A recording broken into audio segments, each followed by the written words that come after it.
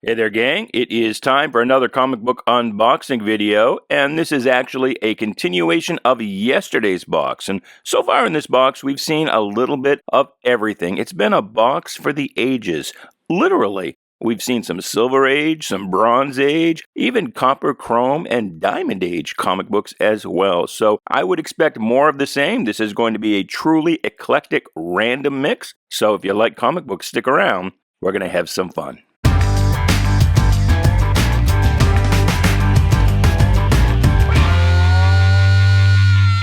Hey there, Bubby. Welcome to Shanghalla. My name is Duke, and this is an unboxing video. So yeah, like I said, we are picking up right where we left off with yesterday's box, and this is another inventory box. So rather than books that have recently come in from a collection we've purchased, these are books that have actually been sitting in our inventory for a while, books that were originally set aside to be put into multi-book lots. But we now, we picked out a few that we think could be what we call a raw single, a book that will bring $10 all by itself on eBay that doesn't need other books to kind of goose it up to that price level. So keep that in mind as we go through these books. See if you think we made a good pick or a bad pick as far as that $10 threshold. Please do like, share, subscribe, comment away, do all the groovy things, and let's pick up right where we left off. And continuing on, here is, have we seen this one already? I can't remember. There's two of them though. Superman, I don't know. I'll have to look this up. Might do well. It's not very high grade. But, I am finding, it used to be kind of the 12 and into the 15-cent issues were the cutoff, generally for your run-of-the-mill books. But I'm finding that, the 20-25 centers are pretty solid bets for, at least $10, even in mid-grade. And even kind of into the 30-35 cent era. Number one best-selling comics magazine. Well, not anymore. And this is during the period where they siphoned. This one, I don't know. It's in low grade. It's got some writing here on the cover. I might pull that one. It's got some browning, fairly significant browning, writing on the back cover too. But some of these issues, as I started to say, they had this kind of epic continued story with this sand Superman who siphoned off Superman's powers. He'd get too powerful, just kind of juggling planets and flying through suns. And, there was like nothing he couldn't do. So this was an attempt to sort of depower him a little bit, to make him a little more relatable. It didn't take.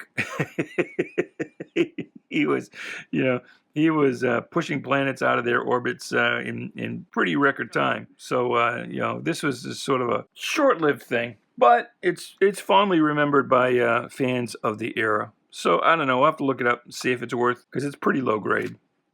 This is the Superman, and these are stuck together. There's some residue here is it from a price sticker or something? No, it's from the tape on the back of this one. Well, no, it's not. Don't ever use double-sided tape, but that's not. It's just gooky. Anyway, this is the Brainiac Luthor team, and I think this is the issue where it was revealed that Brainiac was an android. I'll have to look that up to verify that, but I think that's what that is. Ugh. Actually, I don't want to set that one on that book because that one doesn't have a bag. That would be that would definitely doom that book to the dollar bin. All right. Secret Origins #1. This is all reprints. This was a short-lived series. This one with these three, it's just sort of partial reprints. Because you got these three Origins, plus the Gentleman Ghost, his first battle with Hawkman. So it's a regular-sized book, so it's just bits and pieces of those stories. And this series lasted about 7 issues. But, it does okay. This is fun. Look at this, the Munsters. I have no idea what issue number this is. I wouldn't recognize #1 right away. That's #6. That's a nice cover right there. That's got a very first issue look to it, is it? Nope, it's #4. But that's cool. It's funny that he's kind of more gray than green. Myself anyway, I watch those early black and white episodes, and in my mind, I imagine him as green, but he's really gray.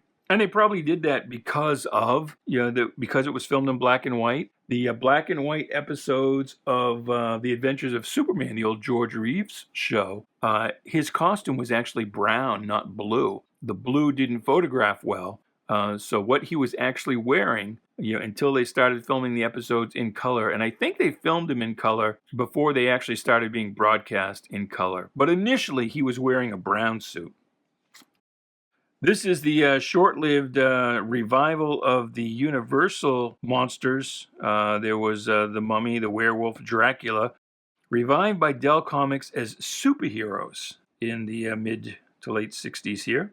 And none of these series lasted very long, like 4 issues or so, but that is the superhero version of Dracula, and that's just a kind of a cool oddity. Showcase, I Spy, that's cool. King Faraday, pretty neat. The new Wonder Woman, not the new depowered Wonder Woman that would come along in fairly short order in the around issue 180 something. Here we are at 172. Another Flash Superman race. House of Secrets. The Puzzle of the Plundering Creatures. 34. Originally sold for 10 cents. Somebody has written 2 cents on it. So this was probably in a lawn sale somewhere at some point. Batman, the Great Clayface Joker feud with Batgirl. Very nice. Black Cat, that is the Harvey superheroine from the Golden Age. This looks like a kind of a Silver Age book. 25 cents. Number 64. So this is probably reprints of earlier stuff from the Golden Age. But Black Cat was okay. And she's a redhead inside. She's, she's got blue hair on the cover. But she's actually a redhead. And it's basically, the Golden Age Patsy Walker Hellcat. Oh, it's got a rip here. I didn't notice at first. That's unfortunate. But very nice. Very nice. Tales of Suspense. Number 72. 96. Incredible Hulk number 113 with the Sandman. Tales to Astonish 96. Shanna the She-Devil. Boy, we are, Anthony's going to love this video. We got all kinds of sexy redheads. There's Shanna number 1. Great first-ish. Ha ha ha. It was a short-lived series, but nice nonetheless. All right, get these out of the way. X Factor 23, that doesn't really do that well. I mean, the issues here are maybe 1, 5 and 6, and 24. And then other than that, kind of dollar books. The Thing. This has been taking off lately. I don't know why, but it's worth putting through. For a long time, this was like a dollar book. The whole series was. But this has been kind of taking off lately. This popular book, playing off the first appearance of Wolverine when he fought the Hulk, and what if in that first meeting he'd actually killed the Hulk? What would have happened? You have to read this to find out. This I'll probably pull out. Red Sonja. This is the 2nd or 3rd volume, early mid-80s. That one, I don't think that's going to bring $10. I don't think that's worth putting through. This is another one. I don't think this will bring $10 either. New Teen Titans number 1. This is the 2nd volume, the one that was direct sales only. At this time, DC took its 2 most popular books, the New Teen Titans and Legion of Superheroes, and it did what it called a hardcover, softcover program. Much like books are printed in hardcover first, and then about a year or so later, they're reprinted in softcover. DC took advantage of the burgeoning direct sales market. This is, again, 1984, so the market's only about 5 years old or so. But they took advantage of that to take the Teen Titans, because I think the New Teen Titans was up to about 40 issues or so at this point. So they did a book that was direct sales only, and then that regular newsstand book became Tales of the Teen Titans and continued on with some regular stories to kind of fill the gap. And then 1 year later, one year after this came out, that book came out on the newsstands. This was reprinted as part of that Tales of the Teen Titans series. And the philosophy was, and see, for fans like me, this pissed me off, because the nearest comic book store to my house in 1984 was about 2 hours away in Portland, Maine. I lived in Skowhegan at the time. And in 1984, I didn't yet have a driver's license. And when I did finally get a driver's license, I didn't always have a car. So I had to depend on somebody to, hop a ride with to Portland.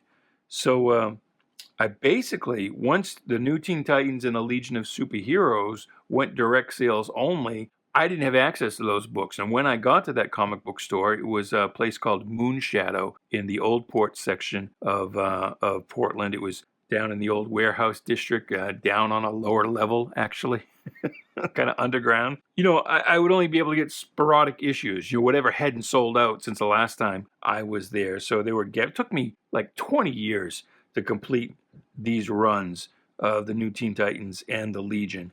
But anyway, the problem was that when this was reprinted on the newsstand, I had access to the newsstand, but in my collector's mind, I'm like, well, that's just a reprint. It's worthless. I've got to have the original. So I sort of turned up my nose at it. But the philosophy was that, the people who shop at the comic book stores and the casual reader who buys, comic books at the newsstand, they're two different, sets of people. And this is not a completely invalid way of looking at things. The idea was that the people who buy the books on the newsstands won't really know it's a reprint or care. It's basically like buying the paperback version of a hardcover book. It's already been out in hardcover, but you're going to buy the paperback because it's cheaper. And the newsstand version was, of course, cheaper. I think newsstand books were 75 cents at this time, and this was $1.25 when it first came out in the comic book stores. But like I said, this kind of annoyed the regular, hardcore fans, especially the ones who didn't have easy access to a comic book store. So the program really didn't work out. Well, I mean, it kind of did. The reprints, once that first year went by and the newsstand book turned to reprints, probably lasted a year and a half, 2 years maybe.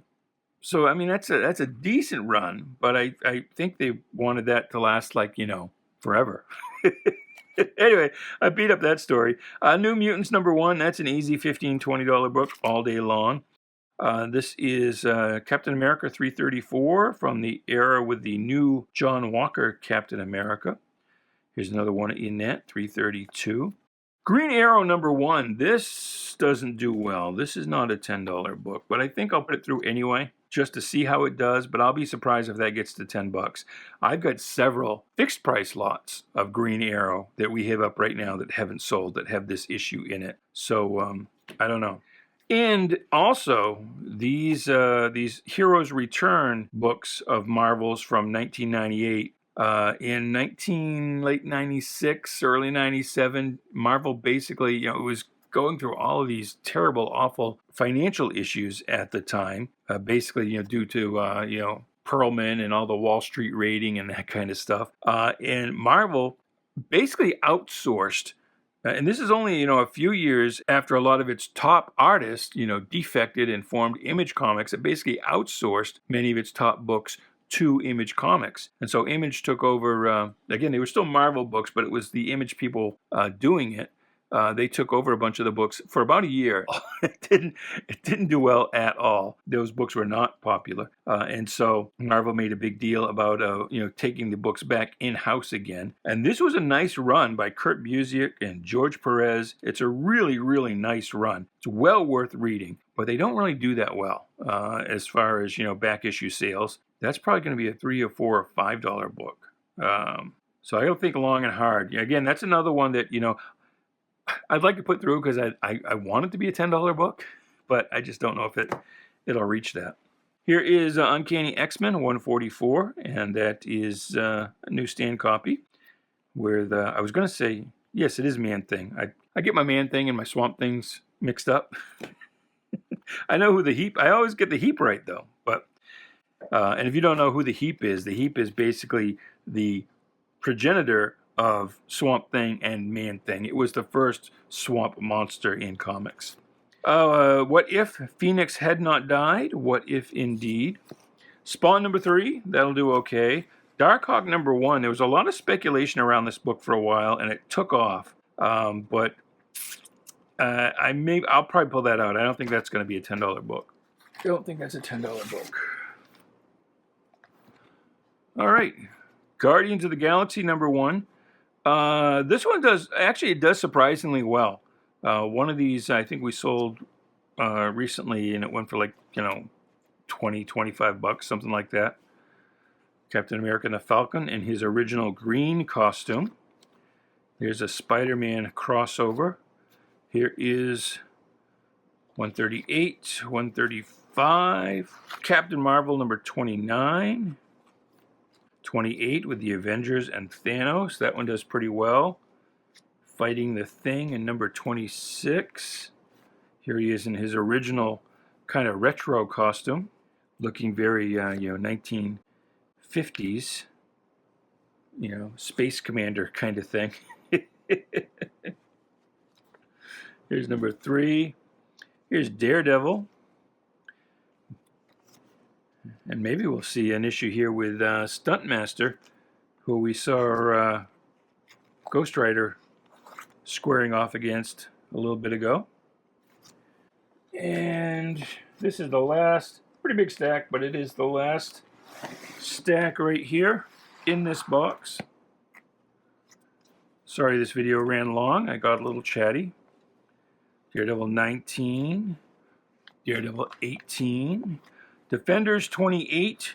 This is Starhawk. If you don't know who that is, he's one of the Guardians of the Galaxy. This is the character that Sylvester Stallone played in the Guardians movie. That's who that is. That's Starhawk. And you may remember he had these kind of weird shoulder rings Sylvester Stallone did in that movie, and that was meant to kind of emulate this kind of cape thing.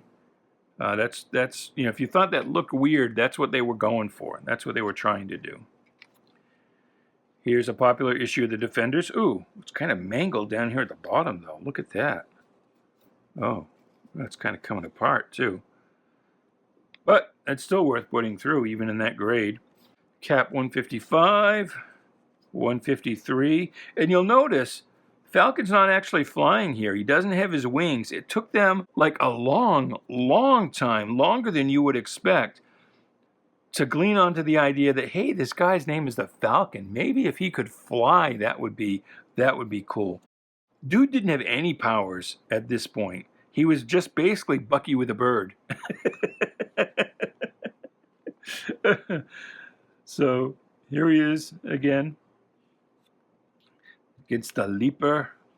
149, 148, 133. I wonder if we're going to finish off with Cap all the rest of the way. Vengeance of the Red Skull, 129, 127, 122 against the Scorpion, 120, Crack Up on Campus.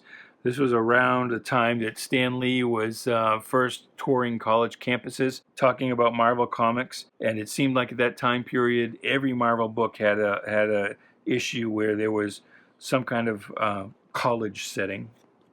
Number 114, and usually it had to do with riots and protests and things. 104. Switching over to Avengers 123 with Mantis. And this is Hawkeye in his underoos. 121 against the Zodiac. There's Taurus of the Zodiac. 119 versus the Collector. And this is a cover that would be repeated a couple of times. As a matter of fact, with a group bursting in on the Collector, and he's got some members kind of tied up like this. There's an issue, I think it's around 179, maybe somewhere in that neighborhood, where it's like the exact same scene, only the ones that are trounced up are on this side in like capsules, and they're all bursting in from this side. But it's basically the same thing. There wasn't a lot you could do with the Collector, except bust in as he's interrupt his collecting, I guess. But anyway, Magneto, Avengers 110, issue 108. I always make fun of Hawkeye's faux Indian costume. And the last book in this box is Avengers number 107 with the Grim Reaper. Very nice. Nice stuff. All right, well, that's it. That's everything in that box. I need to get to work grading. You need to get on with the rest of your day. So come back tomorrow. We'll stack them up, grab another box, do it all again. And until then, goodbye, good luck, and please be good to each other.